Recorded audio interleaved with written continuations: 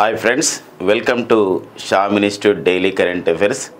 July 9, 2024లో ఉన్నటువంటి current affairs మనం discuss చేద్దాం. మన జూలై 9, 2024లో ఉన్నటువంటి కరెంట్ అఫైర్స్ హెడ్లైన్స్ చూద్దాం. ఆంధ్రప్రదేశ్ రాష్ట్రంలోని కడప బేసిన్లో nickel నిక్షేపాలని గుర్తించినట్లు national geophysical research institute ప్రకటించడం జరిగింది.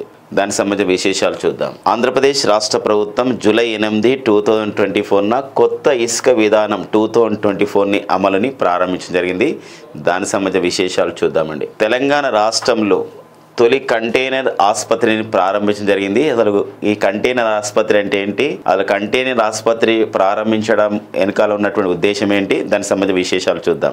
సదర్మాట్ బ్యారేజ్ మరియు రాజీవ్ కాలువలు త్వరలో ప్రారంభం అవుతున్నట్లు తెలంగాణ రాష్ట్ర ప్రభుత్వం ప్రారంభించడం జరిగింది. అసలు ఈ సదర్మాట్ బ్యారేజ్ ఎక్కడ ఉంది, రాజీవ్ కాలువలు ఎక్కడ ఉన్నాయి, ఈ సంబంధించినటువంటి విశేషాలు చూద్దామండి. హిందుస్థాన్ కంప్యూటర్స్ లిమిటెడ్ హెచ్సిఎల్ సంస్థకి, హెచ్సిఎల్ టెక్నాలజీస్ సంస్థకి చైర్పర్సన్గా పనిచేసినటువంటి రోష్ని నాడర్కి ఫ్రాన్స్ అత్యున్నత పౌర పురస్కారం రావడం జరిగింది. వారికి సంబంధించిన విశేషాలు చూద్దాం. అండ్ మరో పుస్తకాలు రచయితలు చూసినట్లయితే Kargil war the turning point అనే ఒక పుస్తకాన్ని విడుదల చేయడం జరిగింది అరుణాచల్ ప్రదేశ్ రాష్ట్ర గవర్నర్. దానికి సంబంధించిన విశేషాలు చూద్దాం. అండ్ కేంద్ర వ్యవసాయ శాఖ ఇచ్చినటువంటి ఒక ఇన్ఫర్మేషన్ ఏంటంటే ఇక్కడ ఖరీఫ్ సీజన్లో 14% పెరిగిన ఖరీఫ్ సాగు విస్తీర్ణం అని చెప్పేసి కేంద్ర వ్యవసాయ శాఖ ఒక ప్రకటన చేయడం జరిగింది. సో ఏ పంట ఎలా ఉంది, ఎంత శాతం పెరిగింది, గతంతో ఎలా ఉంది, ఇప్పుడు ఎలా ఉంది అని చెప్పేసి ఉన్నటువంటి ఒక కంపారిజన్ స్టడీ ఇవ్వడం జరిగింది కేంద్ర వ్యవసాయ శాఖ. ఇవి ఈ ఒక ఇంపార్టెంట్ కరెంట్ అఫైర్స్ హెడ్లైన్స్గా మనకు జూలై 9, 2024 ఉన్నాయి. మరి ఇప్పుడు కరెంట్ అఫైర్స్ ఒక హెడ్లైన్ తర్వాత ఒక్కొక్క అంశం పైన మనం డిస్కస్ చేద్దామండి. ఓకేనా. ఆంధ్రప్రదేశ్ రాష్ట్రంలోని కడప బేసిన్లో నికెల్ నిక్షేపాలను గుర్తించడం జరిగింది. సో మరి నికెల్ అనేది ఒక ఇంపార్టెంట్ అయిన ఒక మెటల్ అండి. సో ప్రపంచంలోనే నికెల్ ఉత్పత్తిలో, ఈ నికెల్ అనే లోహం ఉత్పత్తిలో అంటే అక్కడ ఉత్పత్తి చేయడంలో నెంబర్ 1 స్థానం ఉంది. అత్యధిక నికెల్ నిక్షేపాలు ఉంది. ఈ యొక్క నికెల్ అనేది ఎందుకు అవసరం అంటే ఇక్కడ ఈ యొక్క ఎలక్ట్రిక్ వెహికల్స్ అంటే విద్యుత్ వాహనాల తయారీలో మనకి లిథియంతో పాటుగా నికెల్ అండ్ కోబాల్ట్ కూడా అవసరం ఉంటుందన్నమాట. అలాంటి నేపథ్యంలో ఈ 3 మూలకాలు అనేది, ఈ 3 ఎలిమెంట్స్ అనేది చాలా ఇంపార్టెంట్ అనమాట. ఎందుకోసం అంటే ప్రస్తుత ప్రపంచం అంతా కూడా విద్యుత్ వాహనాల తయారీకి మొగ్గు చూపిస్తుంది, విద్యుత్ వాహనాల వినియోగానికి మొగ్గు చూపిస్తున్న నేపథ్యం అనమాట. ఎందుకోసం అంటే కర్బన ఉద్గారాలని మనం సాధించే క్రమంలో ఒక లక్ష్యం పెట్టుకోవడం జరిగింది ప్రపంచవ్యాప్తంగా. అంటే జీరో కార్బన్ ఎమిషన్స్ అని చెప్పేసి అంటాం. సో జీరో కార్బన్ ఎమిషన్స్ అంటే అర్థం ఏంటంటే ఇక్కడ శూన్య కర్బన ఉద్గారాలు అని చెప్పేసి అంటామండి. జీరో కార్బన్ ఎమిషన్స్ అంటే శూన్య కర్బన ఉద్గారాలు అని చెప్పేసి అంటాం. ఈ శూన్య కర్బన ఉద్గారాలని మనం చేరుకోవడానికి పెట్టుకున్నటువంటి గడువు వచ్చేసి ప్రపంచంలో చాలా దేశాలు 2070 వరకు గడువు పెట్టుకోవడం జరిగింది. ఓన్లీ జర్మనీ దేశం మాత్రం ఈ యొక్క శూన్య కర్బన ఉద్గారాలను చేరడానికి పెట్టుకునే గడువు వచ్చేసి 2050 వరకు మాత్రమే పెట్టుకుంది. సో మిగతా దేశాలని కూడా 2070 వరకు పెట్టుకోవడం జరిగింది. ఇలాంటి నేపథ్యంలో ఇప్పుడు మన భారతదేశంలో చూసుకోండి, ఇప్పుడు మనం ఒక ఫేమ్ ఇండియా అనే కార్యక్రమాన్ని ప్రారంభించుకోవడం జరిగింది. 2015లో మొదటి ఫేజ్ అండ్ 2019లో second phase of the FAME India కూడా ప్రారంభించడం జరిగింది. ఫేమ్ ఇండియా యొక్క ప్రధానమైన ఉద్దేశం ఏంటంటే మన భారతదేశంలో విద్యుత్ వాహనాల తయారీని ప్రోత్సహించుకోవడం, వినియోగాన్ని ప్రోత్సహించుకోవడం. ఫేమ్ ఇండియా అంటే ఇక్కడ faster adoption of the manufacturing electric vehicles in India అని చెప్పేసి అంటామండి. ఫేమ్ ఇండియా అనగా faster adoption of manufacturing electric vehicles in India అని చెప్పేసి అంటామండి. ఎలక్ట్రిక్ వెహికల్స్ ఇన్ ఇండియా అని చెప్పేసి అంటాం. Electric vehicles in India. So ఇలాంటి ఎలక్ట్రిక్ వెహికల్స్ ఇన్ ఇండియా అని చెప్పేసి అంటామండి. సో ఫేమ్ ఇండియా అనే కార్యక్రమం. మరి ఈ కార్యక్రమంలో భాగంగా మనకు విద్యుత్ వాహనాల తయారీ మనకు చాలా ఇంపార్టెంట్. ఇలాంటి నేపథ్యంలో విద్యుత్ వాహనాల తయారీకి సంబంధించినటువంటి లిథియం కానివ్వండి, కోబాల్ట్, నికెల్ మనం వివిధ దేశాలను తీసుకొచ్చుకుంటూ ఉన్నాం. అలా కాకుండా ఇప్పుడు ఏంటంటే మన భారతదేశంలో ఇటీవల కాలంలో మనం చూసినట్లయితే ఇక్కడ లిథియం నిల్వలు ఉన్నాయి. మనకి జమ్మూ కాశ్మీర్లోని రియాసీ ప్రాంతంలో లిథియం నిల్వలు గుర్తించడం జరిగింది. సో ఇలాంటి నేపథ్యంలో నేషనల్ జియోఫిజికల్ రీసెర్చ్ ఇన్స్టిట్యూట్ అని చెప్పేసి ఉంది మనకి హైదరాబాద్లో ఉందండి. NGR అనే సంస్థ. ఈ నేషనల్ జియోఫిజికల్ రీసెర్చ్ ఇన్స్టిట్యూట్ అని చెప్పేసి అంటాం. నేషనల్ జియోఫిజికల్ రీసెర్చ్ ఇన్స్టిట్యూట్ అండి. మరి నేషనల్ జియోగ్రఫికల్ కాదు, జియోఫిజికల్ అండి. నేషనల్ జియోఫిజికల్ రీసెర్చ్ ఇన్స్టిట్యూట్ వాళ్ళు డాక్టర్ సుందర్రాజు నేతృత్వంలో ఒక పరిశోధన చేశారు. సో ఆ పరిశోధన ఫలితం ఏంటంటే కడప జిల్లాలో పర్టికులర్గా కడప బేసిన్ ప్రాంతంలో నికెల్ నిక్షేపాలు గుర్తించడం జరిగిందనమాట. అంటే ఇదంటే మ్యాగ్నెటిక్ సల్ఫైడ్ ధాతువుల నిక్షేపాల నుంచి నికెల్ని తర్వాత లిథియం కోబాల్ట్ వెలుగుతీస్తారు. అయితే మరి ఎన్జిఆర్ఏ వాళ్ళ పరిశోధనలు ఏంటంటే పాలియో మ్యాగ్నెటిక్ అండ్ జియోక్రోనాలజీ టెక్నిక్స్ ఉపయోగించి చేసిన పరిశోధనలో నికెల్ను ఇక్కడ ఈ కడప బేసిన్లో కడప ప్రాంతంలో గుర్తించడం జరిగిందనమాట. సో విద్యుత్ వాహనాల బ్యాటరీ లోహాలకి ప్రపంచవ్యాప్తంగా డిమాండ్ ఉన్న నేపథ్యంలో సో మన భారతదేశంలోనే ఇలా ఒక నికెల్ నిక్షేపాలు అనేది గుర్తించడం అనేది మన ఈవీ ఇండస్ట్రీ, మన యొక్క విద్యుత్ వాహనాల తయారీ పరిశ్రమకు ఊతం వస్తుంది, కొంచెం సపోర్ట్ వస్తుందని చెప్పేసి ఇక్కడ ఇవ్వడం జరిగింది. నేషనల్ జియోఫిజికల్ రీసెర్చ్ ఇన్స్టిట్యూట్ వాళ్ళు చేసినటువంటి ఈ పరిశోధనని డాక్టర్ సుందర్రాజు గారి నేతృత్వంలో జరిగిన ఈ పరిశోధనని so the Canadian journal of the mineralogy and petrology అనే విభాగం ఆ యొక్క జర్నల్లో ప్రచురించడం జరిగిందనమాట. మనకి ఎగ్జామినేషన్ అడగడానికి ఏముంటుందంటే ఇటీవల కాలంలో ఈ క్రింది ఏ ప్రాంతంలో లేదా క్రింది ఏ రాష్ట్రంలో ఈ నికెల్ నిక్షేపాలను గుర్తించారు ఎన్జిఆర్ఏ వాళ్ళు, లేకపోతే ఎన్జిఆర్ఏ ఈ క్రింది ఏ ప్రాంతంలో ఎన్జిఆర్ఏ వాళ్ళు కడప బేసిన్లో గుర్తించారు, ఇది ఏ సాంకేతికత ద్వారా గుర్తించారంటే పాలియో మ్యాగ్నెటిక్ జియోక్రోనాలజీ టెక్నిక్స్ ఉపయోగించి ఈ పరిశోధనలు తేయడం జరిగిందనమాట. ఇదొక విషయం. నెక్స్ట్ వచ్చేసి మరొక సంబంధించిన విషయం గమనించాలి. ఈ మధ్యకాలంలో మన ఆంధ్రప్రదేశ్ రాష్ట్రంలో మనం చూసినట్లయితే ఇక్కడ కర్నూలు జిల్లా అంటే ఓన్లీ నికెల్ లోహాలే కాదు, ఈ మధ్యలో కర్నూలు జిల్లా తుగ్గలి మండలం అంటారు. తుగ్గలి మండలం కర్నూలు జిల్లా తుగ్గలి మండలం అండి. కర్నూలు జిల్లా తుగ్గలి మండలంలో జొన్నగిరి అనే ప్రాంతం ఉందండి. జొన్నగిరి. సో ఈ జొన్నగిరిలో మనకి బంగారం నిల్వలు ఉన్నాయి, గోల్డ్ మైన్స్ ఉన్నాయని గుర్తించడం జరిగింది అనమాట. వెరీ ఇంపార్టెంట్గా ఈ సంబంధించిన విషయం గమనించండి. సో మరి రాయలసీమ ప్రాంతంలో ఈ కడపలో సో ఇలా గుర్తించడం జరిగిందని చెప్పేసి సో కడప బేసిన్లో నికెల్ నిక్షేపాలను గుర్తించినటువంటి ఎన్జిఆర్ఏ. మరి ఇలాంటి ఎన్జిఆర్ఏ సంస్థ సిఎస్ఆర్కి అనుబంధంగా పనిచేస్తున్నటువంటి ఎన్జిఆర్ సంస్థ నేషనల్ జియోఫిజికల్ రీసెర్చ్ ఇన్స్టిట్యూట్ సంస్థ ఎక్కడ కలదు అని చెప్పేసి అంటే ఇది సో హైదరాబాద్లో ఉందండి. హైదరాబాద్లో ఉందన్నమాట. సో ఇవి ఇంపార్టెంట్గా మనం చూసుకోవాల్సిన అవసరం ఉందండి. ఇది సో కడప బేసిన్లో నికెల్ నిక్షేపాలను గుర్తించే ఎన్జిఆర్ అనే విషయంలో వచ్చినటువంటి వివరణ మనకి ప్రతిదీ కూడా ఇంపార్టెన్స్గా మనకు ఉంటుందండి. ఇక్కడ నెక్స్ట్ చూద్దాం. సో కొత్త ఇసుక విధానం తీసుకురావడం జరిగింది ఆంధ్రప్రదేశ్ రాష్ట్ర ప్రభుత్వం. మరి జూలై 8 2024 నుండి ఇది అమల్లోకి తీసుకురావడం జరిగింది. సో మరి కొత్త ఇసుక విధానం అనేది అంటే గతంలో ఏదైతే మనకి ఈ యొక్క 2019 అండ్ 2021 ఇసుక విధానాలే ఉండేదన్నమాట. అంటే ఇసుక తీసుకొచ్చే విధానం అంటే ఇక్కడ ఇసుక ఎందుకు మనకి ఒక గృహ నిర్మాణానికి పర్టికులర్గా అవసరం, కన్స్ట్రక్షన్ ఫీల్డ్కి పర్టికులర్గా నిర్మాణ రంగానికి ఎంతో ఇంపార్టెంట్ అనేది సో మనకి ఏదైతే ఇసుక అనమాట. ఇలాంటి ఇసుక దాని ద్వారా కొంచెం ఏమైందంటే ప్రజల నుండి ఎక్కువగా డబ్బులు వసూలు చేయకుండా ఒక విధానం అనమాట. ఇక్కడ ఏంటంటే ఏదైతే అవైలబుల్గా ఉందో ఇసుక, ఆ ఇసుకని ఎవరైతే ముందు వచ్చిన ప్రాతిపదికన ఇస్తారు ఇసుకను. ఒక వ్యక్తికి ఎంత ఇస్తారంటే రోజుకి 20 టన్నులు మాత్రమే ఇసుక ఇస్తారు. అయితే అదంతా కూడా చెల్లింపులు ఏవైతే ఉంటాయో చెల్లింపులు అనేది ఎలా ఉంటున్నాయంటే ఆ ఇసుక తీసినందుకు వచ్చినటువంటి సీనరేజ్ ఛార్జీ అండ్ నిర్వహణ ఖర్చుల వినియోగందారులు చెల్లింపు చేయాలి, జిఎస్టీతో కలుపుకొని చెల్లింపు చేయాలి. ఇదంతా కూడా చెల్లింపులు ఎలా ఉండాలంటే మొత్తం కూడా డిజిటల్ చెల్లింపులు అనమాట. అంటే ఎలాంటి మధ్యవర్తి లేకుండా రాష్ట్ర గనుల శాఖకి ఇది చేరుతుందన్నమాట. కాబట్టి సో సీనరేజ్ ఛార్జ్ నిర్వహణ ఖర్చులో వినియోగదారులు చెల్లింపు చేయాలి.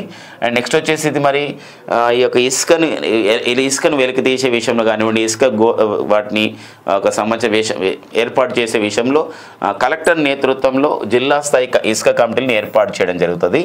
సో ఇసుక ఎక్కడైతే ఉంటుందో ఆ ఇసుక ప్రాంతాన్ని మొత్తం చూసుకోవడానికి విఆర్ఓ స్థాయి అధికారి కానీ మిగతా వాళ్ళని ఒక బాధ్యులుగా చేస్తారు. బాధ్యులుగా అంటే ఏంటంటే ఆ ఇసుకని ముందుగా ఎవరు వస్తారో వాళ్ళకి ఇవ్వాలి. ఒక వ్యక్తికి ఎంత ఇస్తారు? ఒక వ్యక్తికి గరిష్టంగా ఒక రోజుకైతే గరిష్టంగా 20 టన్నులు ఇస్తారనమాట గృహ నిర్మాణ అవసరాల గురించి. అలా కాకుండా ఇసుకను ఎవరైతే ప్రభుత్వానికి తెలియకుండా అక్రమంగా రవాణా చేస్తారనుకోండి 2000 రూపాయల నుంచి ₹1,00,000 వరకు కూడా జరిమానా విధించే విధంగా కొత్త ఇసుక విధానం తీసుకురావడం జరిగింది ఆంధ్రప్రదేశ్ రాష్ట్ర ప్రభుత్వం. సో వెరీ ఇంపార్టెంట్గా మనకు ఉండాలండి. జూలై 8, 2024 సో ఆంధ్రప్రదేశ్ రాష్ట్రంలో ఒక కార్యక్రమం ప్రారంభమైంది, కొత్త ఇసుక విధానం పాలసీ. తెలంగాణ రాష్ట్రం కూడా జూలై 8, 2024 ఒక కార్యక్రమం స్టార్ట్ అయింది. సో మనకి ఇది రామంతపూర్లో, అంటే హైదరాబాద్ దగ్గర ఉన్నటువంటి రామంతపూర్లో సో తెలంగాణ రాష్ట్ర ప్రభుత్వం ఒక కార్యక్రమాన్ని ప్రారంభించింది. ఏంటంటే ఇక్కడ వన మహోత్సవ కార్యక్రమం, ఇది వన మహోత్సవం గుర్తుపెట్టుకోండి. గతంలో ఈ కార్యక్రమాన్ని ఎలా పిలిచేవారం అంటే సో తెలంగాణకు హరితహారం అని పిలిచేవారు. మరి తెలంగాణకు హరితహార కార్యక్రమం ఇప్పుడు ఎలా దీన్ని చేంజ్ చేయడం జరిగిందంటే వన మహోత్సవం అని. ఇది మనకు జూలై 8, 2024. అది ఆంధ్రప్రదేశ్ రాష్ట్రంలో అయితే చూడండి, ఆంధ్రప్రదేశ్ రాష్ట్రంలో జూలై 8, 2024 నిర్మాణ రంగానికి ఊతమిచ్చే విధంగా సో కొత్త ఇసుక విధానం 2024ని ఆంధ్రప్రదేశ్ రాష్ట్ర ప్రభుత్వం అమల్లోకి తీసుకురావడం జరిగిందనమాట. ఓకేనా, నెక్స్ట్ చూద్దామండి. ఈ తెలంగాణ రాష్ట్రంలో తొలి కంటైనర్ ఆసుపత్రి, అంటే మొత్తం కూడా కంటైనర్ ఆసుపత్రి, కంటైనర్స్ అని చెప్పేసి అంటాం మనం. ఇప్పుడు ఈ సంబంధించినటువంటి లాజిస్టిక్లో చూస్తుంటాం కంటైనర్స్ అని చెప్పేసి ఉంటాయి. అంటే ఈరోజు మొత్తం కూడా ఒక ఇసుకతో కానివ్వండి, లేకపోతే ఒక స్టీల్తో అంటే ఇల్లు కట్టుకోకుండా ఏం చేస్తారంటే ఇసుకతో, తర్వాత ఇవన్నీ కాకుండా ఈ బ్రిక్స్ కాకుండా డైరెక్ట్గా ఏం చేస్తారంటే ఇనుముతోనే మొత్తం కూడా స్టీల్తోనే ఏం చేస్తున్నారంటే ఒక సంబంధించినటువంటి రేకులతో ఒక షెడ్ వేస్తున్నారు. ఆ షెడ్ అంటే పైన వేయడం కాదు, మొత్తం 4 సైడ్ల కిందతో మొత్తం వేస్తున్నారు అనమాట. అలాంటి దాన్ని మనం ఇక్కడ కంటైనర్గా పిలుస్తున్నాం. ఇలాంటి కంటైనర్ ఆసుపత్రిని తెలంగాణ రాష్ట్రంలో ఏర్పాటు చేస్తున్నారు. త్వరలో ప్రారంభం కాబోతుంది. అది ములుగు జిల్లా, అంటే అడవి ప్రాంతం ఉన్నటువంటి జిల్లా ములుగు జిల్లాలోని పోచాపూర్ అనే గ్రామంలో ఏర్పాటు చేస్తున్నారు. ఇక్కడ ఇమేజ్లు కూడా మనం చూడొచ్చు. ఇప్పుడైతే ఒక 4 బెడ్ల ఆసుపత్రిని ఏర్పాటు చేస్తున్నారు, త్వరలో ప్రారంభించబోతున్నారు. ఎందుకోసం అంటే ఈ యొక్క వర్షాకాలం వచ్చింది, అంటే సమ్మర్ సీజన్ నుండి రెయినీ సీజన్కి వచ్చింది. అంటే ఈ రెయినీ సీజన్లో మనకు చాలా వాతావరణం మారడం ద్వారా చాలా రకాలైనటువంటి వ్యాధులు వస్తున్న నేపథ్యం ఉంటుంది.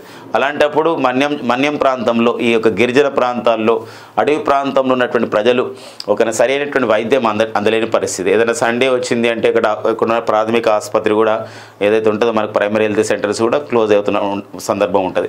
అలాంటప్పుడు ఏంటంటే అన్ని వేళలా అందించే విధంగా వర్షాకాలంలో ఈ మన్యం ప్రాంతంలో సీజనల్ వ్యాధులని ప్రబలడంతో చికిత్సకు అందించే విధంగా తెలంగాణ రాష్ట్రంలో తొలి కంటైనర్ ఆసుపత్రిని ఏర్పాటు చేస్తున్నారు. మారుమూల గ్రామాల్లోని గిరిజనులకు కూడా వైద్యం అందించడం దీని యొక్క ప్రధానమైనటువంటి లక్ష్యం. ఇది ములుగు జిల్లా పోచాపూర్లో దీన్ని ఏర్పాటు చేస్తారు అనమాట. సో మనకి ప్రతి పాయింట్ ఇంపార్టెంట్. ఉద్దేశం ఏంటంటే ఇక్కడ మారుమూల గ్రామాల్లోని గిరిజనులకు వైద్యం అందించడం.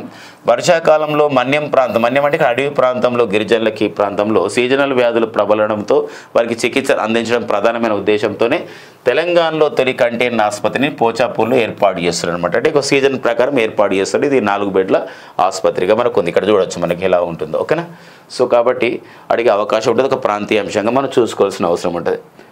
నెక్స్ట్ వచ్చేసి మనకి తెలంగాణ సంబంధించిన మరో అంశం అంటే ఇక్కడ Sadarmat barrage and Rajiv కాలువ ఇది త్వరలో ప్రారంభం కాబోతున్నాయి. సో ఈ నెలలో సదర్ మార్ట్ బ్యారేజ్ ప్రారంభమైతే రాజీవ్ కాలువ నెక్స్ట్ మంత్లో ప్రారంభం అవుతున్నట్టు తెలంగాణ రాష్ట్ర ప్రభుత్వం మనకి ప్రకటించడం జరిగింది, అంటే న్యూస్లో రావడం జరిగింది. సో మరి ఇందులో సదర్ మార్ట్ బ్యారేజ్ ప్రత్యేకత ఏంది, రాజీవ్ కాలువ ప్రత్యేకత ఏందో చూద్దామండి. సో ఈ సదర్ మార్ట్ బ్యారేజ్ ప్రత్యేకత ఏంటంటే ఇది ఒక నిర్మల్ జిల్లాలోని గోదావరి నదిపై నిర్మించడం జరిగింది. సో నిర్మించారు. 967 మీటర్ల పొడవు ఉంటుంది, 55 గేట్లు ఉంటాయి, అంటే స్టోరేజ్ చేసుకొని తర్వాత వదులుతారు. సో మరి అంతేకాకుండా ఈ బ్యారేజ్ పైన ఒక వంతెన కట్టారు. నిర్మల్ జగిత్యాల మధ్య రాకపోకలకు వీలు ఉంటుంది.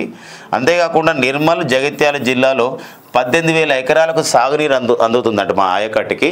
ఇందులో 12 ఎకరాలు కొత్తగా ఆయకట్టుకు సాగునీరు అనేది అందుతుంది అనమాట. మొత్తం మీద 18,000 ఎకరాలకు సాగునీరు అందుతుంది.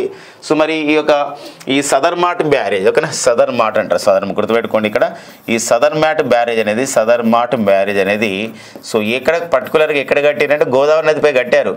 ఏ జిల్లాలో కట్టారని చెప్పేసి అంటే మనకు నిర్మల్ జిల్లాలో కట్టారు. కానీ ప్రత్యేకమైన ప్రాంతం ఏంటంటే పోన్కల్ అండి, అది మామాడ మండలం, నిర్మల్ జిల్లా మామాడ మండలం పోన్కల్ వద్ద, అక్కడ నిర్మల్ జిల్లా మామాడ మండలం పోన్కల్ వద్ద నిర్మించడం జరిగిందనమాట. ఇది త్వరలో ప్రారంభం కాబోతుంది. రాజీవ్ కాలువ దీని ప్రత్యేకత ఏంటంటే భద్రాద్రి కొత్తగూడెం జిల్లాలో ఇది కట్టడం జరిగిందండి. సో మరి భద్రాద్రి కొత్తగూడెం జిల్లాలో ఇది కట్టడం జరిగింది. సో మరి దీని ప్రత్యేకత మనం చూసినట్లయితే ఇక్కడ దీని భద్రాద్రి కొత్తగూడెం జిల్లాలో నిర్మించినటువంటి ఈ యొక్క రాజీవ్ కాలువ ప్రత్యేకత ఏంటంటే సీతారామ ఎత్తిపోతల కాలువ దగ్గర ఉన్నటువంటి 100 2 కిలోమీటర్ల వద్ద నుంచి నాగార్జున సాగర్ ప్రాజెక్టు కాలువ 52 కిలోమీటర్ వద్ద ఈ రెండింటిని కలుపుతూ కట్టారనమాట. సో అంటే ఇక్కడ చూడండి, సీతారామ సాగర్ ప్రాజెక్టు ఎత్తిపోతల కాలువ దగ్గర ఉన్నటువంటి 100 కిలోమీటర్ల దగ్గర, అండ్ ఇంకోటి మనకి నాగార్జున సాగర్ ప్రాజెక్టు కాలువ వద్ద ఉన్నటువంటి 52 కిలోమీటర్ల మధ్య, ఈ రెండింటి మధ్య ఒక వాటర్ అనేది ఆ విధంగా ఒక్కోసారి ఈ కాలువలు లేకుండా ఆ కాలువలో ఇలా తీసుకోవడానికి సో ప్రాజెక్టు కాలువ వద్ద 52 కిలోమీటర్ వద్ద 8.6 కిలోమీటర్లు అండి. ఈ రాజీవ్ కాలువ పొడవు వచ్చేసి ఇక్కడ 8.2 కిలోమీటర్ల పొడవ నిర్మిస్తున్నారు. దీని ద్వారా మనకి ఒక ఉమ్మడి మనకి ఖమ్మం జిల్లాలో లేదా భద్రాద్రి కొత్తగూడెం జిల్లాలో ఉన్నటువంటి సత్తుపల్లి, మదిర, పాక్షికంగా వైరా నియోజకవర్గాలకి సాగునీరు అనేది అందబోతుంది అనమాట. సో ఇది ఒక ఇంపార్టెన్స్గా మనం చూసుకోవాలండి. తెలంగాణ అంశాలు, తెలంగాణ ఎగ్జామ్స్ ప్రిపేర్ అయ్యే వాళ్ళకి ఇంపార్టెన్స్గా ఉంటుందండి. ఇక నెక్స్ట్ వచ్చేసి మనకి రోష్ని నాడర్కి ప్రాన్స్ అత్యున్నత పౌర పురస్కారం ఇవ్వడం జరిగిందండి. మరి HCL Hindustan computers limited technology సంస్థను నెలకొల్పిన వారు శివనాడర్ అయితే వారి కూతురే రోష్ని నాడర్ మల్హోత్రా. పూర్తి పేరు వచ్చేసి రోష్ని నాడర్ మల్హోత్రా. సో వీరికి ఒక ఘనతను కూడా సాధించడం జరిగింది. మన భారతదేశంలో ఒక కార్పొరేట్ సంస్థకి చైర్పర్సన్ నియమితులైన ఒక మహిళగా ఎంతో గుర్తింపు పొందడం జరిగింది రోష్ని నాడర్ మల్హోత్రా. HCL టెక్నాలజీ చైర్పర్సన్గా నియమితులు కావడం జరిగింది. మరి రోష్ని నాడర్కి ఫ్రాన్స్ దేశ అత్యున్నతమైన పౌర పురస్కారమైనటువంటి Chevalier de la Legion d'honneur అని చెప్పేసి అంటామండి. Chevalier de la Legion d'honneur అనే అవార్డు ఇవ్వడం జరిగింది. సో మరి HCL చేపట్టినటువంటి కార్యకలాపాలు పాల్గొంటూ మరి తన కంపెనీ యొక్క కార్యకలాపాలని ఫ్రాన్స్ దేశం కూడా విస్తరించడం జరిగింది.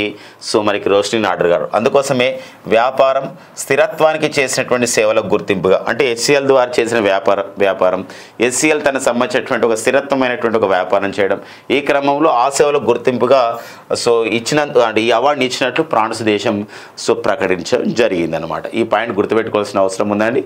సో మరి ఫ్రాన్స్ ఎన్నికలు జరిగినాయి, అక్కడ ఫ్రాన్స్లో అధ్యక్ష ఎన్నికలు జరిగినాయి. అక్కడ అంగు పార్లమెంట్ దిశగా ఫ్రాన్స్ దేశ పార్లమెంట్ ఎన్నికలు అంగు పార్లమెంట్ ఒక సంకీర్ణ ప్రభుత్వం ఏర్పాటైతున్న క్రమం ఉంది. సో మరి ఈ క్రమంలో మరి అంగు పార్లమెంట్కి ఎవరు నేతృత్వం వహిస్తారు, మళ్ళీ ఉన్నటువంటి ఇప్పుడు ప్రజెంట్ అధ్యక్షుడిగా ఉన్న ఇమాన్యుయల్ మేక్రాన్ ఉంటారా లేదా అనేది తర్వాత కొన్ని రోజుల్లో మనకు తెలుస్తుంది. అండ్ ఆల్రెడీ ఫ్రాన్స్ ప్రధానిగా ఉన్నటువంటి గేబ్రియల్ ఓటాల్ కూడా ఇటీవల రాజీనామా చేయడం కూడా జరిగిందనమాట. ఇది మనకి రోష్ని నాడర్కు ఫ్రాన్స్ అత్యున్నత పౌర పురస్కారం ఇవ్వడం జరిగింది 2024కి. సో మరి ఈ HCL టెక్నాలజీస్ అనే సంస్థ ఎక్కడ కలదు అని చెప్పేసి అంటాం. HCL టెక్నాలజీ సంస్థ ఎక్కడ ఉందంటే ఇది ఉత్తరప్రదేశ్లో నోయిడాలో ఉందండి. ఉత్తరప్రదేశ్లో నోయిడాలో మరి HCL టెక్నాలజీ సంస్థ మనకు ఉంది. సో మరొక విషయం గమనించండి, ఇక్కడ ఇదే ఉత్తరప్రదేశ్లో నోయిడాలో పేటిఎం సంస్థ కూడా ఇక్కడ 1997లో ఏర్పాటు చేయడం జరిగిందండి.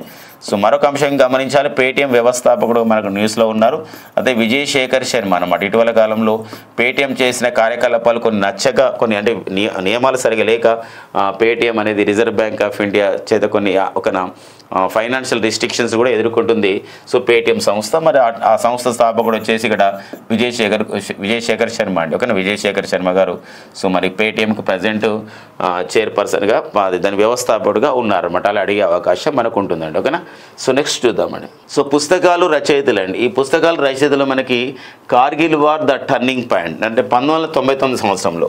సో 1999 సంవత్సరంలో భారత్ అండ్ పాకిస్తాన్ల మధ్య కార్గిల్ యుద్ధం జరిగింది. కార్గిల్ ప్రాంతంలో అంటే సో మరి భారత్ పాకిస్తాన్ల మధ్య జరిగినటువంటి ఒక యుద్ధమే ఇక్కడ సో కార్గిల్ యుద్ధం అంటే 1999లో జరిగిందనమాట. సో మరి కార్గిల్ ప్రాంతాన్ని ఆక్యుపై చేసినప్పుడు మళ్ళీ మనం తిరిగి స్వాధీనం చేసుకోవడం జరిగింది. ఇందులో మనకు ఒక 1001 మంది మన భారత సైన్యం, భారత రక్షణ సిబ్బంది మరణించడం జరిగింది. ఒక సాక్రిఫైస్ చేసుకోవడం జరిగింది వారి యొక్క ప్రాణం. ఇలాంటి నేపథ్యంలోనే మరి కార్గిల్ యుద్ధం పైన దానిపైన మొత్తం కూడా ఒక సంబంధించినటువంటి విషయాల్ని ఒక పుస్తకం రూపంలో రావడం జరిగింది. సో మరి కల్నల్ మగోద్ బసప్ప రవీంద్రనాథన్ అనేవారు సో ఇతను చనిపోవడం జరిగింది. సో వారు రాశారు, తర్వాత ఇప్పుడు అది రాసిన క్రమంలో చనిపోవడం, మళ్ళీ ఇప్పుడు వారు ఆ పుస్తకాన్ని వాళ్ళ కుటుంబం వాళ్ళు ముద్రించడం జరిగింది. ఈ పుస్తకాన్ని అరుణాచల్ ప్రదేశ్ రాష్ట్ర గవర్నర్ అయినటువంటి సో లెఫ్టినెంట్ జనరల్గా పనిచేసినటువంటి సైన్యంలో కైవల్య త్రివిక్రమ్ పట్నాయక్ గారు ఈ పుస్తకాన్ని విడుదల చేయడం జరిగిందనమాట. సో మరి ఈ పాయింట్ అండి, కార్గిల్ యుద్ధం విషయం రాయడం జరిగింది. కార్గిల్ ఈ విజయ్ దివస్ అంటే కార్గిల్ మనం మళ్ళీ ఆక్యుపై చేసుకునే క్రమంలో మరి కార్గిల్ విజయ్ దివస్ కూడా మనం జరుపుకుంటాం. సో ఎప్పుడు మనం కార్గిల్ విజయ్ దివస్ జరుపుకుంటామంటే జూలై 26 జూలై 26ని మనం కార్గిల్ విజయ్ దివస్గా జరుపుకుంటామండి. కార్గిల్ విజయ్ దివస్గా జరుపుకుంటాం. సో ఈ పాయింట్ గుర్తుపెట్టుకోవాల్సిన అవసరం ఉందండి. ఇంకొకటి ఎందుకోసం విజయ్ దివస్లు రెండు ఉంటాయి మనకి. ఒకటి వచ్చేసి మనకి తూర్పు పాకిస్తాన్ బంగ్లాదేశ్గా విమోచనమైన సందర్భంలో డిసెంబర్ 16 కూడా విజయ్ దివస్ జరుపుకుంటాం. ఇది కార్గిల్ విజయ్ దివస్గా మనం గుర్తుపెట్టుకోవాల్సిన అవసరం ఉందండి. ఓకేనా.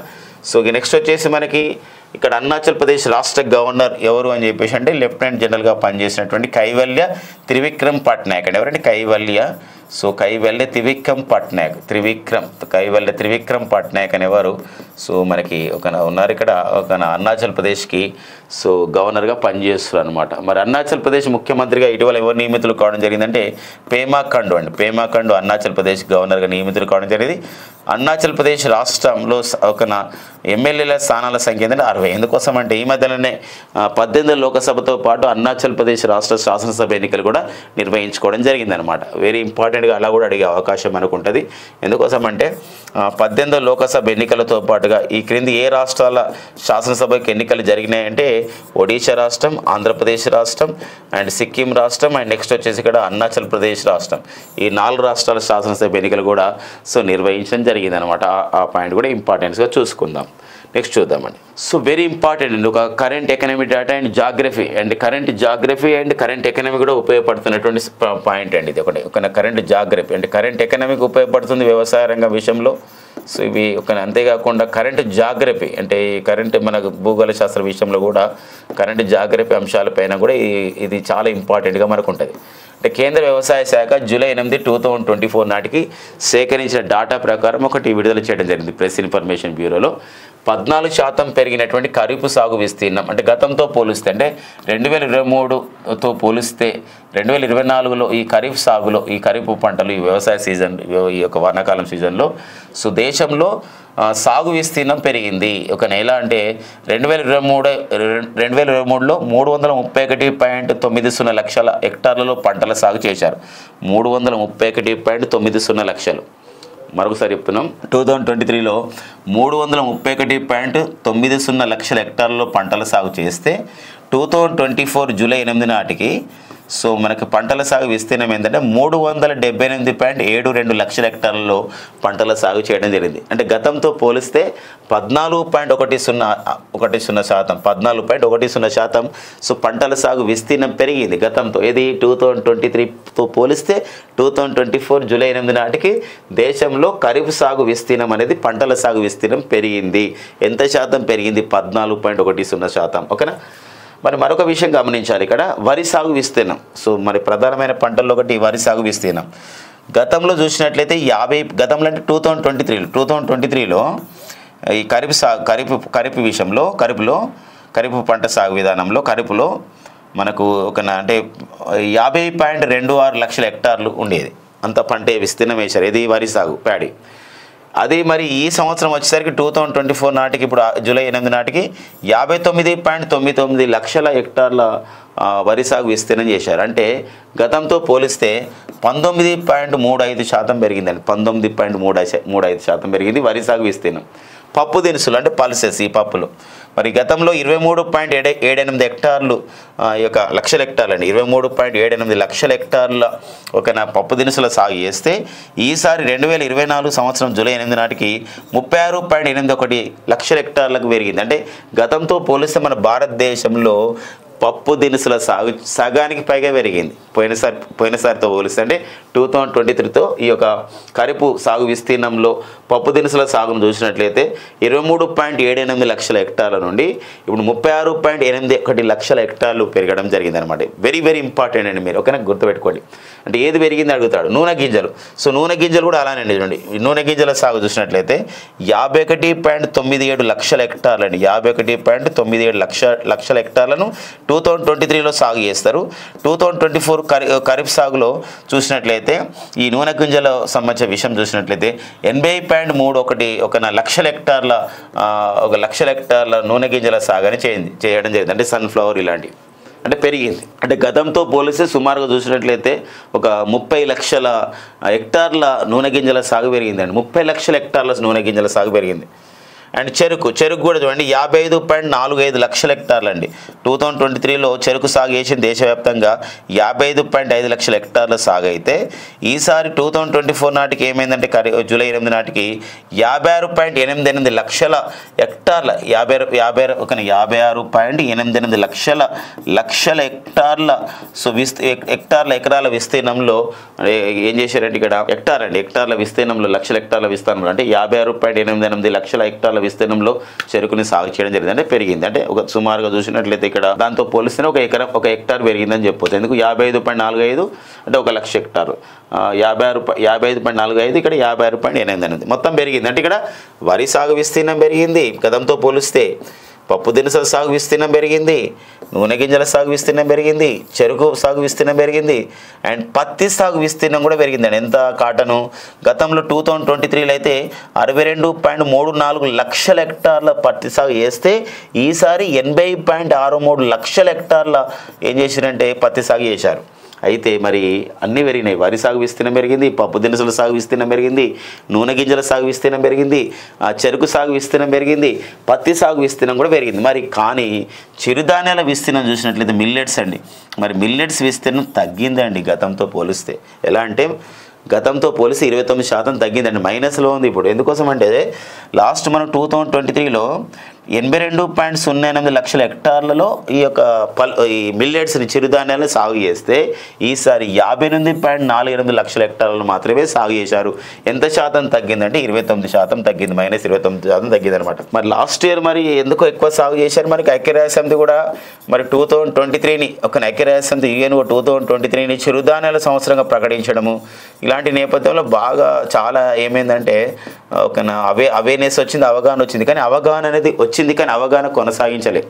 మరి అది వ్యవసాయ శాఖ ఖచ్చితంగా దీనిపైన దృష్టి పెడుతుంది అనుకుంటున్నాం. ఎందుకోసం అంటే మరి చిరుధాన్యాలే ఇప్పుడు ప్రపంచ ఆహార భద్రతకి ఒక ముఖ్యమైనటువంటి ఒక ఆహార ధాన్యాలు కాబోతున్నాయని చెప్పేసి సో మనం ప్రకటిస్తుంది ప్రపంచం. ఎందుకోసం అంటే చిరుధాన్యాలు ఒక ఇంపార్టెంట్గా మనకు ఉంటాయి, చిరుధాన్యాలు ఒక ఆహార భద్రతని కాపాడుతాయి మనకి అని చెప్పేసి చెప్తున్న నేపథ్యం ఉంది. ఈ చిరుధాన్యాల వల్లనే మహర్షి అనే స్కీమ్ ద్వారా మనము ప్రపంచ ఆహార భద్రత ఇవ్వాలని ఒక మహర్షి అనే స్కీమ్ను కూడా ప్రారంభించిన నేపథ్యం అన్నమాట. ఇలాంటి నేపథ్యంలో సో మరి కేంద్ర వ్యవసాయ శాఖ ఇచ్చినటువంటి పంటల ధాన్యాలు ఎంత విస్తీర్ణం సాగైనాయి ఖరీఫ్ సీజన్లో మనకు కరెంట్ ఎకనామీ విషయంలో చాలా చాలా ఇంపార్టెంట్గా ఉంటుందండి. సో మరి మొత్తం మీద 14% పెరిగినాయి, ఏవి ఎంత పెరిగినాయి అని చెప్పేసి ఇక్కడ ఇవ్వడం జరిగింది. ప్రతి పాయింట్ కూడా మనకి ఇంపార్టెంట్గా దాదాపు 1 ఇయర్ వరకు కరెంట్ అఫైర్స్ ఇది ఇంపార్టెంట్గా ఉంటుందండి. Okay, current economy and current geography విషయంలో. ఓకేనా, నెక్స్ట్ చూద్దామండి. అత్యంత వేడి నెలగా జూన్ 2024 అంటే ఇది మనకి కోపర్నికస్ క్లైమేట్ చేంజ్ సర్వీస్ అండి, C3S అని చెప్పేసి అంటాం. C3S అనే ఒక సంస్థ ఉంది, కోపర్నికస్ క్లైమేట్ చేంజ్ సర్వీస్ అని చెప్పేసి, Copernicus climate change service. So మరి C3S అనే సంస్థ ఇది ఐరోపా ఖండానికి చెందిన సంస్థ. అత్యంత వేడి నెలగా జూన్ 2024 ప్రకటించారన్నమాట. ఎందుకోసం అంటే 1991 నుండి 2020, 1991 నుండి 2020 వ్యవధిలో ఈ మధ్యకాలంలో అంటే 20 సంవత్సరాలు, అంటే 1991 నుండి 2020 అంటే దాదాపు 30 సంవత్సరాలు. 1991 నుండి 2020 వ్యవధిలో సగటు ఉష్ణోగ్రత పోలిస్తే 0.67 డిగ్రీల ఉష్ణోగ్రత సెల్సియస్ ఉష్ణోగ్రత పెరిగింది. అంటే ఈ 1991-2020 వ్యవధిలో ఒక సగటు ఉష్ణోగ్రతతో పోల్చినట్లయితే, ఆ మధ్యకాలంలో వచ్చినటువంటి ఉష్ణోగ్రతతో పోల్చినట్లయితే 0.67 డిగ్రీల సెల్సియస్ ఉష్ణోగ్రత పెరిగింది. ఏ నెలలో? జూన్ నెలలో 2024లో. ఉపరితల సగటు ఉష్ణోగ్రత ఏంటంటే 16.66 డిగ్రీలు నమోదు కావడం జరిగింది అనమాట. సో ఇలాంటి నేపథ్యంలో అత్యంత వేడి నెలగా జూన్ 2024ని ఐరోపా ఖండానికి చెందినటువంటి కోపర్నికస్ క్లైమేట్ చేంజ్ సర్వీస్ ప్రకటించడం జరిగింది. సో మనకి ఏ సంస్థ ప్రకటించింది, ఎంత పెరిగింది, ఇది ఇంపార్టెంట్గా మనకు ఉంది. ఎందుకోసం అంటే ఒక ప్యారిస్ ఒప్పందం మనకు ఉంది. ఎందుకు 1.5 డిగ్రీల ఉష్ణోగ్రతను మనం తగ్గించుకోవాలి అనే ఒక ప్రధానమైన ఉద్దేశంతో 2015 సంవత్సరంలో మనకి ప్యారిస్ ఒప్పందం అనేది వచ్చిందండి. ప్యారిస్ ఒప్పందం ప్రకారం అయితే ఈ ఉష్ణోగ్రతను తగ్గించుకోవడం అనేది ఇంపార్టెంట్గా ఉంటుంది, 1 డిగ్రీ సెల్సియస్. సో అలాంటి నేపథ్యంలో ఇలా పెరగడం అనేది సో మనకి ఏంటంటే ఇక్కడ వాతావరణ మార్పులు అనేది జరుగుతున్న నేపథ్యం అనమాట. ఓకే, నెక్స్ట్ చూద్దామండి. నెక్స్ట్ వచ్చేసి మనకి కిష్వాలి అండి. ప్రపంచంలో అత్యంత పురాతనమైనటువంటి భాషలలో ఒకటి కిష్వాలి భాష. 2021లోనే ఐక్యరాజ్య సమితి సమావేశం ఏర్పాటు చేసుకొని ఈ కిష్వాలి అండి,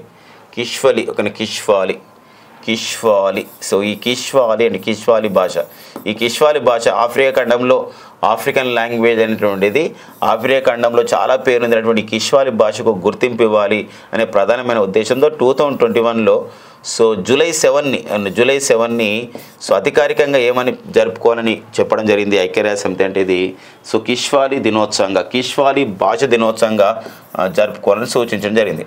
సో మరి 2022లో అండ్ 2023 అండ్ 2024 ఇప్పుడు 3వ కిష్వాలి భాష దినోత్సవం జరుపుకుంటాం. అంటే 2021లో ప్రకటించారు, 2022, 23, 24లో అధికారికంగా నిర్వహిస్తున్నారు. మరి కిష్వాలి భాష అనేది సో దానికి ఒక ఇతివృత్తం ఇవ్వడం జరిగింది. అంటే జూలై 7, 2024 సో మరి కిష్వాలి భాష దినోత్సవానికి ఇతివృత్తం ఏమని ఇవ్వడం జరిగింది. మరి యునెస్కో నిర్వహిస్తున్న ఈ దినోత్సవానికి ఐక్యరాజ్య సమితి అనుబంధ సంస్థ యునెస్కో నిర్వహిస్తుంది కిష్వాలి ఎడ్యుకేషన్ అండ్ కల్చర్ అండి. కిష్వాలి ఎడ్యుకేషన్ అండ్ కల్చర్ అంటే ఈ విద్య అండ్ సంస్కృతి అనే ప్రధానమైన ఇతివృత్తం అనమాట. ఎందుకోసం అంటే ఇక్కడ భాషలు అనేది ఓన్లీ మనం మాట్లాడుకోవడమే కాదు, భాషలు అనేది మన సంస్కృతి సాంప్రదాయాల్ని, మన ఆచార వ్యవహారాలని ఒక తరం నుండి మరొక తరానికి సో తీసుకెళ్తూ ఉంటాయి. ఒక గొప్ప విషయం అనమాట భాష. అందుకోసం ఈ భాష ఉనికి మనం కాపాడుకోవాల్సిన అవసరం మనకు ఉంటుంది. అందుకే చూడండి ఐక్యరాజ్య సమితి యునెస్కో వాళ్ళు కూడా ప్రతి సంవత్సరం కూడా ఫిబ్రవరి 21న అయితే ఇంటర్నేషనల్ ఇండిజినస్ లాంగ్వేజ్ డే అంటే అంతర్జాతీయ సో మాతృభాష దినోత్సవాన్ని కూడా మనం నిర్వహించుకుంటాం. ఎప్పుడండి సో ఫిబ్రవరి 21 అనమాట. సో అంతర్జాతీయ మాతృభాష దినోత్సవం. ఈ క్రమంలో భాషని కాపాడుకోవడం అనేది మనకి ఇంపార్టెంట్గా ఉంటుంది. సో భాషలో మనం మాట్లాడుకోవడం కూడా ఇంపార్టెంట్గా ఉంటుంది అనమాట. సో అందుకోసం ఇది యునెస్కో నిర్వహిస్తున్న దినోత్సవం కిష్వాలి భాష దినోత్సవం ఇతివృత్తం మనకు కిష్వాలి సో ఎడ్యుకేషన్ అండ్ కల్చర్ అనే ఇతివృత్తం నిర్వహించుకోవడం జరిగింది. ఏ సంస్థ అంటే యునెస్కో నిర్వహిస్తుంది. మరి యునెస్కో అంటూ 1945లో నవంబర్ 16 ఏర్పాటు చేయబడ్డ సంస్థ యునెస్కో. మరి ఇలాంటి యునెస్కో సంస్థ యొక్క ప్రధాన కార్యాలయం ఎక్కడ కలదు అని చెప్పేసి అంటే ఇక్కడ ఫ్రాన్స్ రాజధాని ప్యారిస్లో ఉంది. సో యునెస్కో డైరెక్టర్ జనరల్గా ప్రజెంట్ పనిచేస్తున్నవారు అడ్రీ అజౌల్ అనేవారు సో యునెస్కోకు ప్రజెంట్ డైరెక్టర్ జనరల్గా పనిచేస్తున్నారు. మరొక విషయం, ఈ నెలలోనే యునెస్కో యొక్క 46వ యునెస్కో వార్షిక సమావేశం 46వ యునెస్కో వరల్డ్ హెరిటేజ్ కమిటీ సమావేశం ప్రపంచ వారసత్వ కమిటీ సమావేశం ఈ నెలలోనే సో 2024లోనే మన భారతదేశం దీనికి నిర్వహిస్తుంది అనమాట, జూలైలోనే. సో ఆ నేపథ్యాన్ని కూడా చూసుకోవాల్సిన అవసరం ఉందండి. వెరీ వెరీ ఇంపార్టెంట్గా మనకు ఉంటుంది. ఎందుకోసం అంటే ప్రపంచ వారసత్వ ప్రాంతాలను ప్రకటించే క్రమంలో ఈ సమావేశానికి ఎంతో ప్రాముఖ్యత అనేది ఉంటుంది అనమాట. 46వ యునెస్కో వరల్డ్ హెరిటేజ్ కమిటీ 2024 సమావేశం జూలైలో భారత్ నిర్వహిస్తే మరి గతంలో 45వ యునెస్కో సమావేశం 2024లో ఎక్కడ నిర్వహించుకోవడం జరిగింది. వరల్డ్ హెరిటేజ్ కమిటీ సమావేశం అంటే సౌదీ అరేబియాలోని రియాద్లో నిర్వహించుకోవడం జరిగింది. సౌదీ అరేబియాలో రియాద్ ఇప్పుడు 46వది ఇక్కడ నిర్వహిస్తారనమాట. లాస్ట్ టైం 45వ ఈ యునెస్కో వరల్డ్ హెరిటేజ్ కమిటీ సమావేశం సౌదీ అరేబియాలో రియాద్లో నిర్వహించినప్పుడు మన భారతదేశానికి చెందినటువంటి శాంతినికేతన్ అండ్ నెక్స్ట్ ఓయసాల టెంపుల్ అంటే పశ్చిమ బెంగాల్లోని ఒక శాంతినికేతన్ని అండ్ కర్ణాటకలో ఉన్నటువంటి ఓయసాల ఆలయాలని మనం ప్రపంచ వారసత్వ ప్రాంతంగా యునెస్కో చేత ప్రకటించబడింది, మన భారతదేశం చెందినవి. ఇలా మన భారతదేశంలో ఇప్పుడు యునెస్కో చేత ప్రపంచ వారసత్వ సంపద జాబితాలో ప్రకటించబడ్డ ప్రాంతాల సంఖ్య 42కు చేరింది వీటితో కలుపుకొని. ఓకేనా, నెక్స్ట్ చూద్దాం. సో మరి ప్యారిస్ ఒలింపిక్స్ చెఫ్ డే మిషన్గా గగన్ నారంగ్ నియమితులు కావడం జరిగింది. సో యాక్చువల్గా ఈ ప్యారిస్ ఒలింపిక్స్ చెఫ్ డే మిషన్కి గతంలో కేంద్ర ప్రభుత్వం ఏం చేసిందంటే మేరీ కోమ్ని ప్రకటించింది చెఫ్ డే మిషన్కి. కానీ మేరీ కోమ్ ఏంటంటే ఈ బాధ్యతను నేను నిర్వహించలేని చెప్పేసి తప్పుకుంది. ఓకేనా, అలాంటి నేపథ్యంలో మరి మేరీ కోమ్ మనందరికీ తెలుసు మణిపూర్ రాష్ట్రానికి చెందినటువంటి ఒక బాక్సింగ్ క్రీడాకారిణి మేరీ కోమ్. అంతేకాకుండా మరి 2012 సంవత్సరంలో Mary Kom so London Olympic క్రీడల్లో కాంస్య పథకాన్ని కూడా సాధించడం జరిగింది. ఒలింపిక్ క్రీడల్లో మనం ప్రజెంట్ రాజ్యసభ సభ్యురాలుగా రాజ్యసభ సభ్యురాలుగా పనిచేస్తున్నారు మేరీ కోమ్. 5 సార్లు ప్రపంచ బాక్సింగ్ ఛాంపియన్షిప్ని సాధించినటువంటి సో మహిళ మేరీ కోమ్ అండ్ బాక్సింగ్ క్రీడాకారిణి మేరీ కోమ్. అన్బ్రేకబుల్ అనే ఒక ఆత్మకథ ఎవరిది అని చెప్పేసి అంటే ఇది మేరీ కోమ్. మరి మేరీ కోమ్ నేను ఈ యొక్క చెఫ్ డే మిషన్గా ఉండడం అని చెప్పేసి ప్రకటించింది. అది చెఫ్ డే మిషన్ అంటే ఏంటంటే ఈ సంబంధ క్రీడల విషయంలో మనకు ఉంటుంది. ఒక దేశంలో ఒక దేశంలో వేరే అంటే మన దేశం వాళ్ళు ఉన్నారు, సో వేరే దేశంలో క్రీడల్లో పార్టిసిపేట్ అవుతారు. అలా వేరే దేశంలో క్రీడలు పార్టిసిపేట్ అవుతున్నప్పుడు ఈ యొక్క జాతీయ ఒలింపిక్ సంఘం ఏం చేస్తుందంటే ఈ యొక్క ఎవరైతే క్రీడాకారులు ఆ యొక్క సంబంధించినటువంటి క్రీడల్లో పాల్గొంటారో, ఆ యొక్క సంబంధించిన టోర్నీలో పాల్గొంటారు, వేరే దేశంలో జరిగే టోర్నమెంట్లో పాల్గొంటారో, వాళ్ళ యొక్క మొత్తం బాధ్యతలు చూసుకునే ఒక పోస్ట్ని, ఒక సంబంధించిన హోదాని మనం ఏమంటామంటే చెఫ్ డి మిషన్ అని చెప్పేసి, చెఫ్ డి మిషన్ అని చెప్పేసి అంటాం. చెఫ్ డి మిషన్ అంటే ఒకనా. అయితే మరి పారిస్ ఒలింపిక్స్ ఈ యొక్క ఇంకా 17 రోజుల్లోనే ప్రారంభం కాబోతున్నాయి, జూలైలోనే ప్రారంభం కాబోతున్నాయి. మరి ఇలాంటి మన ప్యారిస్ ఒలింపిక్ క్రీడలు మరి 33వ ఒలింపిక్ క్రీడలు ఫ్రాన్స్ రాజధాని ప్యారిస్లో నిర్వహించబోతున్నారు. ఈ క్రమంలో ఈసారి మరి మేరీకోమ్ స్థానంలో చెఫ్ డే మిషన్గా మరి షూటింగ్ క్రీడాకారుడు అయినటువంటి మరి వారెవరైనా షూటింగ్ క్రీడాకారుడు, మన భారత షూటింగ్ క్రీడాకారుడు అయినటువంటి గగన్ నారంగ్ని ప్రకటించడం జరిగింది. అంటే 2012లో లండన్లో జరిగినటువంటి ఒలింపిక్స్లో వీరు కాంస్య పథకాన్ని సాధించడం జరిగింది షూటింగ్లో గగన్ నారంగ్ అనమాట. అది అంతేకాకుండా మరి ఫ్లాగ్ బేరర్స్ ఎవరు ఈసారి ఒలింపిక్ క్రీడల్లో ప్రారంభ కార్యక్రమంలో మన భారత పతాకాన్ని పట్టుకొని, మన త్రివర్ణ పతాకాన్ని పట్టుకొని ముందుకు నడిపించే వాళ్ళు ఎవరు అన్నప్పుడు ఇక్కడ ప్యారిస్ ఒలింపిక్స్లో భారత పతాకదారులుగా పివి సింధు ఉన్నారండి. పివి సింధు 2 సార్లు ఒలింపిక్ క్రీడల్లో ఒక పథకం సాధించిన వారు. 2016లో సిల్వర్ మెడల్ సాధించారు బ్యాడ్మింటన్లో. మరి 2021లో కాంస్య పథకం సాధించారు మన పూసల వెంకట సింధు గారు. ప్యారిస్ ఒలింపిక్స్లో భారత పథకదారులు ఒకరు. And Sharath Kamal table tennis, మన భారత దిగ్గజ టేబుల్ టెన్నిస్ క్రీడాకారుడు అనమాట. అంటే ఇద్దరు ఉంటారనమాట. అంటే ఒక దేశం తరపున ఈ ప్రారంభ కార్యక్రమంలో వాళ్ళ దేశ పథకాన్ని పట్టుకోవడానికి ఇద్దరు ఉంటారు. అది అంతర్జాతీయ ఒలింపిక్ సంఘం రూల్స్ అనమాట. అందులో ఇద్దరిలో ఒకరు మహిళా క్రీడాకారులు ఉంటారు, ఒక పురుష క్రీడాకారులు, ఒక మేల్ అండ్ ఫీమేల్ ప్లేయర్స్ ఉంటారు. ఆ నేపథ్యంలో పివి సింధుకి అవకాశం అనేది రావడం జరిగింది, శరత్ కమల్కి అవకాశం రావడం జరిగింది. ఈ విషయాన్ని మన జాతీయ ఒలింపిక్ సంఘం అధ్యక్షురాలైనటువంటి ఆ పదవిని చేపట్టేటువంటి తొలి మహిళ ఎవరండి, పిటి ఉష గారు ప్రకటించడం జరిగిందండి. జాతీయ ఒలింపిక్ సంఘం అధ్యక్షురాలు ఎవరు అంటారు. జాతీయ ఒలింపిక్ సంఘం అధ్యక్షురాలు వచ్చి ఎవరండి ఇక్కడ, పిటి ఉష అండి. జాతీయ ఒలింపిక్ సంఘం అధ్యక్షురాలు వచ్చేసి పిటి ఉష. అండ్ వీరు ఒక అథ్లెటిక్ క్రీడాకారిని, వీరిని పయోలి ఎక్స్ప్రెస్ అని కూడా పిలుస్తారండి వీరిని, పిటి ఉషని. వీరి యొక్క ఆత్మకథ వచ్చేసి the golden girl. The golden girl అనేది పిటి ఉష గారి యొక్క ఆత్మకథ అనమాట. నెక్స్ట్ చూద్దామండి. ప్యారిస్ ఒలింపిక్స్ 2024 పైన మరో అప్డేట్ ఉంది. ఏంటంటే ఇక్కడ ఈసారి ప్యారిస్ ఒలింపిక్స్ నిర్వహించబోతున్న క్రమంలో భారత్ నుండి ఇప్పటివరకు ఈ రోజు వరకు అయితే 113 మందిని ఎంపిక చేయడం జరిగిందనమాట. మొత్తం క్రీడాకారులు ఈ 113 మంది కూడా 16 క్రీడల్లో పార్టిసిపేట్ చేయబోతున్నారు. గతంతో పోలిస్తే 2021లో 32 ఒలింపిక్ క్రీడల్లో మనకి జపాన్ రాజధాని టోక్యోలో జరిగినప్పుడు 124 మంది వెళ్ళారు. ఈసారి అయితే మనకి ప్యారిస్ ఒలింపిక్స్కి మన భారత్ నుండి పోటీ పడబోతున్నటువంటి అథ్లెట్ సంఖ్య 113 మందిగా మనకి ప్రకటించడం జరిగింది. ఏమైనా పెరిగితే మనం దాన్ని అప్డేట్ చేసుకునే ప్రయత్నం చేద్దాం. ఇంకా దానిపై పూర్తి వివరణ వచ్చిన తర్వాత ఏ 16 క్రీడల్లో పాల్గొంటారు కదా, మరి ఎవరు వాళ్ళ సంబంధించిన విశేషాలు కూడా మొత్తం కూడా డిస్కస్ చేసుకునే ప్రయత్నం చేద్దామండి. నెక్స్ట్ వచ్చేసి మనకి ఆసియన్ బిలియర్డ్స్ ఛాంపియన్షిప్ 2024. మరి ఆసియన్ బిలియర్డ్స్ ఛాంపియన్షిప్ 2024 మనకి సౌదీ అరేబియాలోని ఎక్కడ జరిగిందండి, రియాద్లో జరిగింది. రియాద్లో జరిగింది. ఇందులో విన్నర్గా ధ్రువ్ సిత్వాలా ఎవరండి, విన్నర్గా ధ్రువ్ సిత్వాలా టైటిల్ సాధించడం జరిగింది. మనకి మన భారతీయుడు. అండ్ రన్నర్గా పంకజ్ అద్వానీ మనకి రన్నర్ అప్గా నిలవడం జరిగింది. మరి ఇది ఆసియన్ బిలియర్డ్ ఛాంపియన్షిప్ 2024. ఎందుకోసం అంటే ఎక్కువగా బిలియర్డ్ ఛాంపియన్షిప్గా నిలిచిన వారు పంకజ్ అద్వానీ. బట్ ఇక్కడ ఏంటంటే ఇక్కడ రన్నర్గా నిలవడం జరిగింది. విన్నర్ ఇక్కడ ఇంపార్టెంట్గా ఉంటుంది, రన్నర్ కూడా ఇంపార్టెంట్ ఉంటుంది. ఆసియన్ బిలియర్డ్ ఛాంపియన్షిప్ 2024 సంబంధించిన విశేషాలు. విన్నర్ వచ్చేసి విజేత వచ్చేసి ధ్రువ్ సిత్వాలా అండ్ రన్నర్ వచ్చేసి పంకజ్ అద్వానీ అండి. ఓకేనా, నెక్స్ట్ చూద్దాం ఫ్రెండ్స్. ఇవ్వండి మనకి జూలై 9, 2024 ఉన్నటువంటి current affairs. Thank you friends and all the best.